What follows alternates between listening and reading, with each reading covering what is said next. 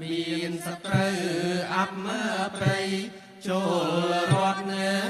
យថាទ្រង់ជ្រាបមិនទៅត្រាំងឲ្យសែ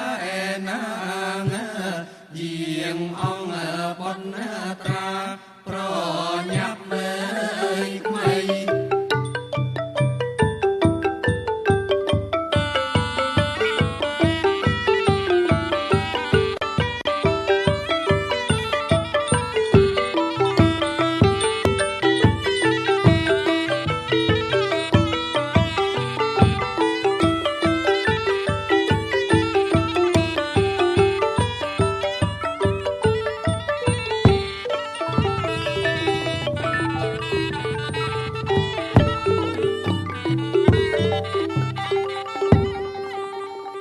ព្រះបាទ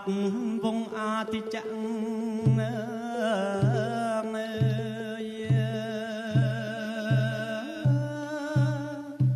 រឹកចេស្បាបងគប់បុតត្រារៀមយោបងក្រាមសិនត្រូវបងទាធាឲ្យវាម